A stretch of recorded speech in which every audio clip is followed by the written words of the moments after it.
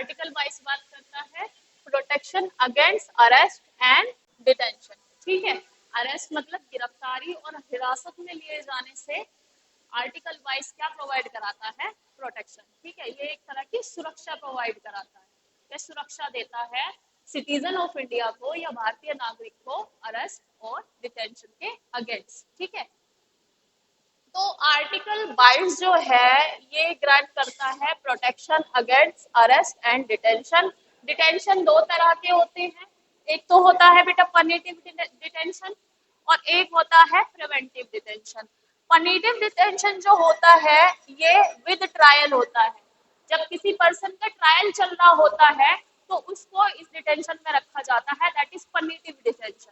ठीक है, मतलब already he has committed crime, already उसने क्राइम कमिट किया हुआ है, उसका ट्रायल चल रहा है और ट्रायल के दौरान वो जिस डिटेंशन में है उसको पनिटिव डिटेंशन कहते हैं। पनिटिव से ही तुम्हें समझ में आ रहा होगा कि पनिशमेंट के तौर पर, यानी कि उसने क्राइम ऑलरेडी किया हुआ है।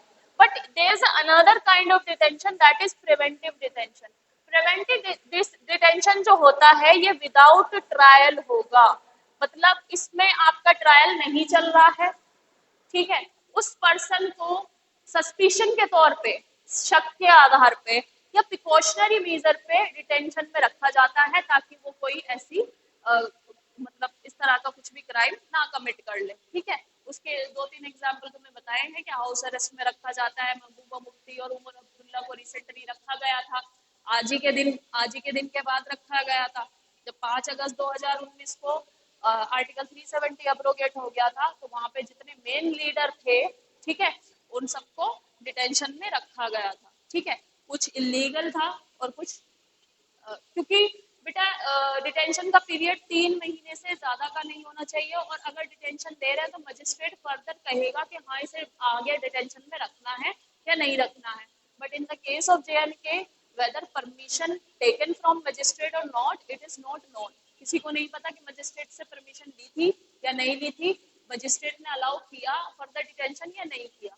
ठीक है, तो ये भी एक तरह से ह्यूमन राइट का वायलेशन है कि डिटेंशन मोर देन 3 मंथ्स का डिटेंशन उसको नहीं हो सकता है।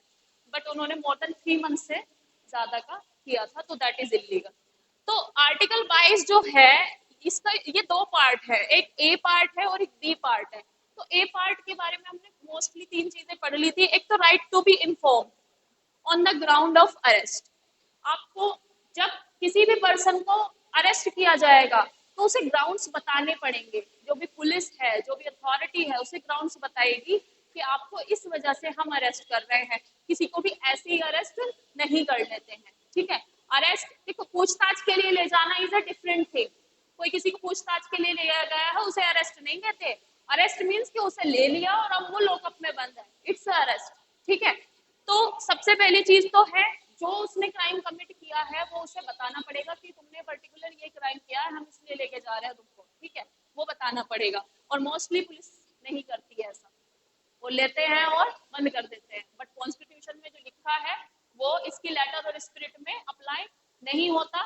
तो जो कोर्ट है वो भी पुलिस को क्वेश्चन कर सकता है। कोर्ट क्या कर सकता है, सब सस्पेंड भी करवा देता है बेटा पुलिस वालों को।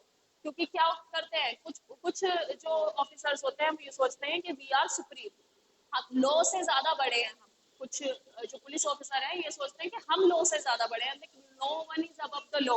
Even the president, prime minister, अगर they have committed something they will also question in the court. ठीक है, उनको भी क्वेश्चन किया जाएगा, उनको भी डांटा जाएगा, उनको भी फटकार लगती है। तुमने देखा होगा मणिपुर केस में गवर्नमेंट को CJN ने कितना अच्छे से फटकार लगाई है। ठीक है, कि what are you doing there.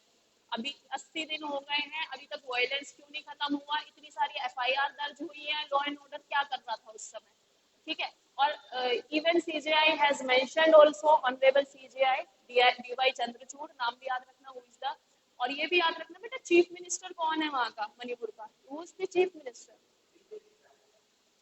उसका नाम क्या है, Biren Singh, his name is Biren Singh. तो चीफ मिनिस्टर सभी स्टेट के याद होने चाहिए, अगर तुम कहोगे तो मैं लिखवा भी दूंगी सभी के। जैसे कि हरियाणा के मनोहर लाल खट्टर हैं, हमारे तो तुम्हें पता ही है, राजस्थान का कौन है, अशोक गहलोत, ठीक है, गुजरात का कौन है, मध्य प्रदेश का कौन है, या अभी यहाँ का कौन बना है, कर्नाटका में कौन बना है, नाम क्या है उनका, सिद्धारमैया। ठीक है, तो स्टेट के बेटा मैं उसमें मैं इसलिए बता रही हूँ क्योंकि तुम्हारे काम की चीज है। एक नंबर में एसएससी वाले पेपर में बहुत सारे थे कि उस स्टेट का सीएम कौन है, तो सीएम पे भी क्वेश्चन आ जाते हैं। ठीक है, तो मतलब आप no one is above the law, ये सारी चीजें सब पे अप्लाई होगी। ठीक है, थोड़ी थोड़ी इम्यूनिटी है। Even you can say Rahul Gandhi was he is an MP. ठीक है, लेकिन स्टिल कोर्ट ने क्वेश्चन तो किया ना। ठीक है, कन्विक्शन रॉन्ग है या नहीं है वो बाद में सुप्रीम कोर्ट में स्टैब्लिश हो जाएगा, लेकिन किसी की भी पावर कोर्ट के सामने या लॉ एंड ऑर्डर के सामने काम नहीं आती। ठीक है, इवन उसे भी कन्विक्ट किया गया, राहुल गांधी को। ठीक है, तो ये चीज याद रखना कि no one is above the law. अगर जरूरत पड़ेगी तो प्राइम मिनिस्टर से भी क्वेश्चन किया जाएगा, और होते हैं। ठीक है, तो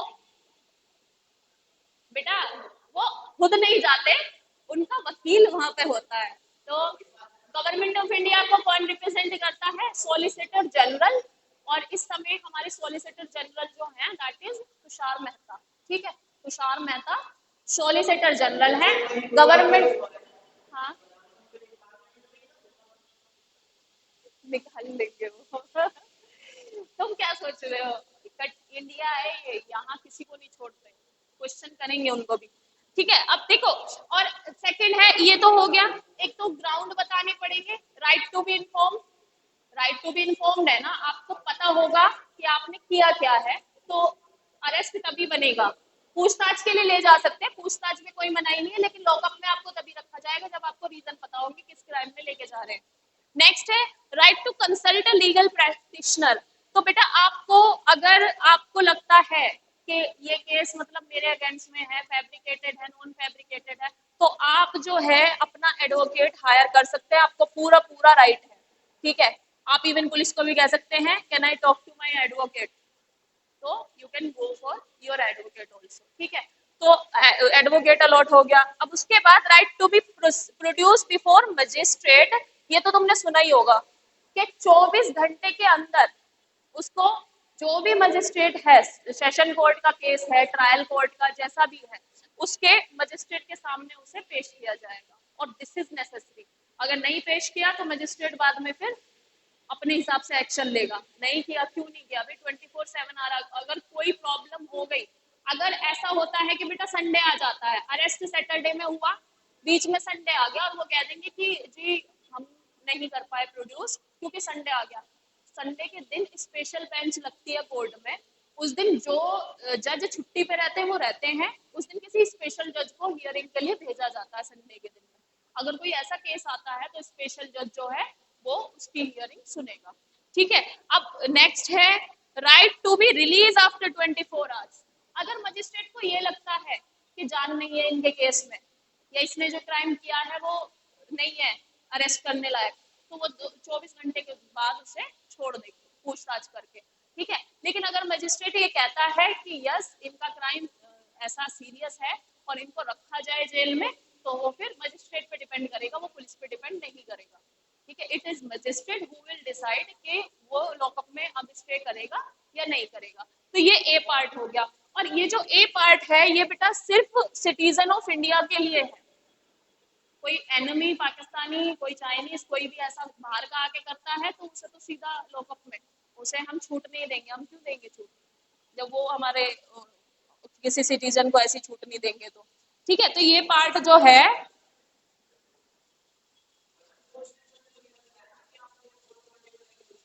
ये हमारे सिटीजन के लिए है ना बस। इसमें कॉन्स्टिट्यूशन में ये भी लिखा है कि these safeguards are available only for citizen of India, enemy alien के लिए नहीं है। एनिमी एलियन कौन कौन से हैं हमारे, एनिमी एलियन नहीं, एलियन वो वाला एलियन नहीं, जादू वाला। हाँ, एनिमी हमारी कंट्रीज है, जैसे पाकिस्तान है, चाइना है, ये हमारी एनिमी कंट्रीज है। तो यहाँ से कोई भी आएगा तो वी विल नॉट, जैसे कि वो अभी तुमने पॉपुलर सा केस सुना है, अब वो डिटेक्टिव लग रही है या जासूस है, वो सीमा हैदर वाला। अब उसका हमें ये समझ नहीं आ रहा है कि क्या सीन है, तो पूछताछ तो उससे भी हो रही है। ठीक है, हुई ना। बिकॉज बेटा एनिमी कंट्रीज से कोई भी आएगा, वी कांट ट्रस्ट, हम नहीं ट्रस्ट कर सकते। भाई उसको किसी मिशन पे भेजा उन्होंने, फिर कैसे करेंगे? हमारी इंटरनल सिक्योरिटी का सवाल है भाई।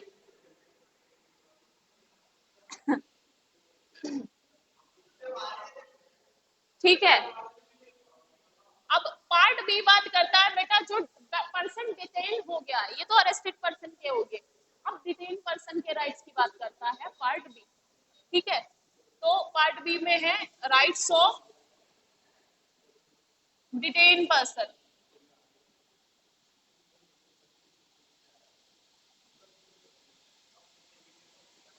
Rights of detain person, first जो मैंने तुम्हें पहली बात बताई है कि डिटेन पर्सन का जो डिटेंशन है वो 3 मंथ से ज्यादा नहीं हो सकता।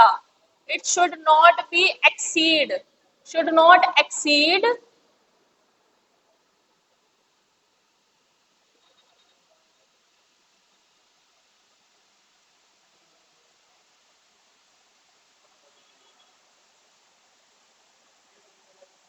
More than 3 months. ठीक है, ये जो है 3 मंथ से ज्यादा एक्सीड नहीं हो सकता। ठीक है, जैसे किसी को डिटेंशन किया जा रहा है तो 3 महीने से ज्यादा डिटेन उसे नहीं कर सकते, और अगर 3 महीने से ज्यादा करना पड़ रहा है तो you have to take the permission of magistrate कि अभी जरूरत है। ठीक है, और एक तो इसमें लिखा हुआ है प्रोविजन फर्स्ट के the detention of a person can not exceed 3 months unless an advisory board report sufficient cause for extension.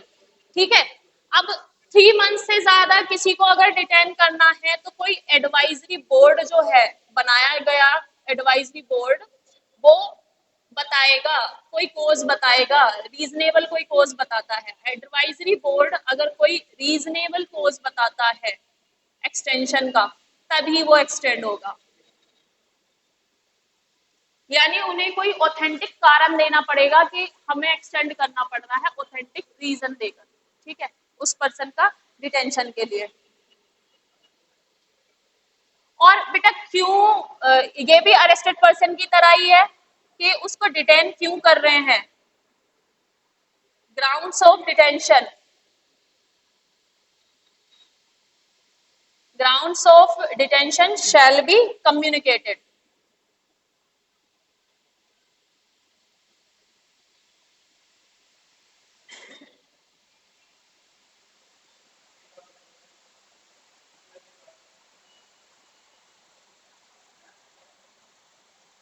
to the detainee।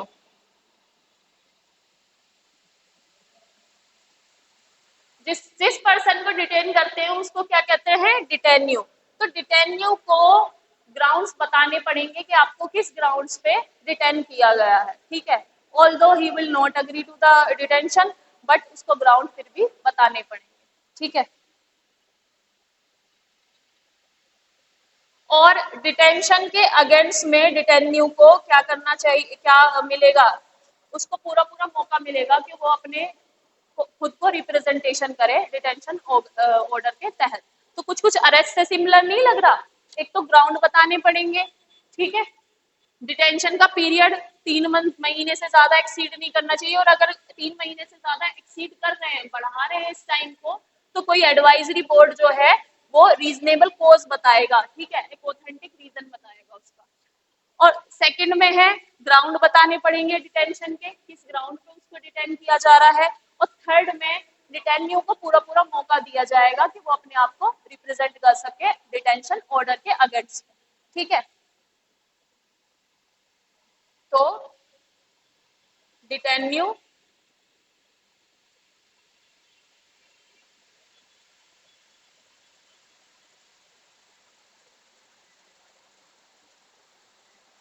the detainee should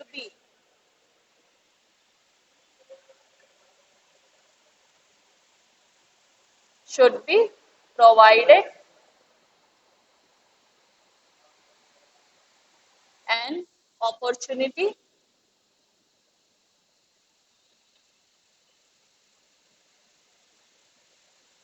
to represent against detention order,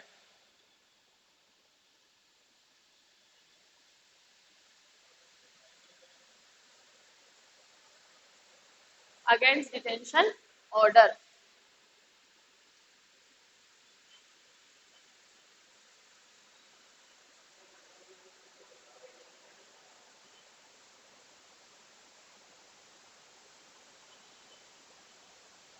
ठीक है, तो ये 3 ground हो गए। Apart from it, इसके अलावा article 22 parliament को also provide,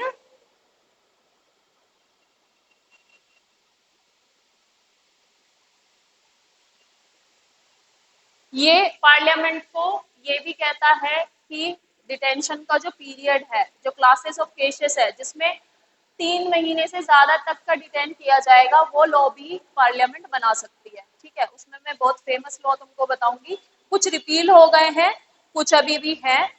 और बेटा 44वां amendment act, 44th amendment act ने डिटेंशन का जो पीरियड है वो 3 महीने से घटा करके 2 महीने कर दिया गया। 44th अमेंडमेंट एक्ट 1978 के तहत जो डिटेंशन का पीरियड है, ठीक है, डिटेंशन का पीरियड 3 से 2 मंथ कर दिया गया था। ठीक है, और पार्लियामेंट कुछ केसेस ऐसे होते हैं, जैसे कि बेटा टेररिस्ट वाले केसेस होते हैं, किसी को टेररिज्म एक्टिविटी में अगर अरेस्ट किया गया है या डिटेन कर रहे हैं, तो पार्लियामेंट एक सफिशिएंट एक लॉ बना सकती है। पार्लियामेंट के पास आर्टिकल 22 में एक पावर है कि वो ऐसा लॉ बना सकती है कि मोर देन 3 महीने से ज्यादा उसको डिटेन किया जाना है। जैसे कि इसमें एक एक्ट था जो कि काफी एक्ट आए थे, एक तो प्रिवेंशन ऑफ डिटेंशन एक्ट 1950 में आया था, ये 1969 में एक्सपायर हो गया। बहुत सारे एक्ट आए थे, एक आया था नेशनल सिक्योरिटी एक्ट 1980, ये सब रिपील हो गया, अब हमारे यहाँ पे नहीं है। एक आया था बेटा terrorist and disruptive activity, Tada, Tada act आया था 1985 में, बट ये भी रिपील हो गया था 1995 में। फिर आया था एक प्रिवेंशन ऑफ टेररिज्म एक्ट, जिसे शॉर्ट में कोटा एक्ट भी कहते थे, 2002 में आया था, लेकिन 2004 में रिपील हो गया था। लेकिन अब एक जो एक्ट है जो बहुत फेमस है, that is UAPA, UAPA, unlawful prevention activities act. जो यूएपीए एक्ट है, ये एक्ट पार्लियामेंट को पावर देता है कि अगर अरेस्ट इस एक्ट के तहत हुए हैं, अरेस्ट इस एक्ट के तहत हुआ है, तो मोर देन 3 मंथ से ज्यादा भी उसको डिटेन पर्सन को किया जा सकता है। इस एक्ट की डेट लिख लेना, क्योंकि ये बहुत इंपॉर्टेंट एक्ट है और इस एक्ट को तुम्हें इस पे क्वेश्चन पूछ भी सकते हैं। ये कब पास हुआ था, तो इसकी एक्ट की डेट लिख लेना 1967, और ये कई बार अमेंड हुआ है। ठीक है, जैसे कि मैं तुम्हें बताती हूँ, दिल्ली रायट्स, जो दिल्ली में रायट्स हुए थे सीएओ और एनआरसी को लेकर, जो प्रोटेस्ट हुआ था 2020 में, उसमें कुछ अरेस्ट मेड किए, मतलब अरेस्ट वेयर मेड, तो उसमें जो अरेस्ट हुए थे, डिटेंशन हुआ था, दैट इज द फेमस, ये कुछ है स्टूडेंट जामिया उसके, उमर खालिद, तुमने नाम सुना होगा, there are so many names, Umar Khalid और एक और कुछ 2-3 नाम थे, तो उनको यूएपीए के अंडर में अरेस्ट किया गया था। यूएपीए का फुल फॉर्म है अनलॉफुल, इसका नाम लिख ही लो तुम, बेहतर होगा, अनलॉफुल प्रिवेंशन, अनलॉफुल एक्टिविटीज। वो केस अभी चल रहा है, प्रिवेंशन एक्ट,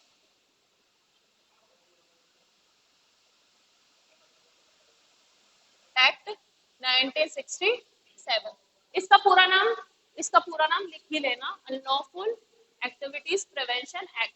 ठीक है, ये बेसिकली जो एक्टिविटीज अनलॉफुल है, जो हमारी भारत की इंटरनल सिक्योरिटी को खतरा पहुंचाती है, उनके लिए बना हुआ है। पूरा नाम लिख लो इसका।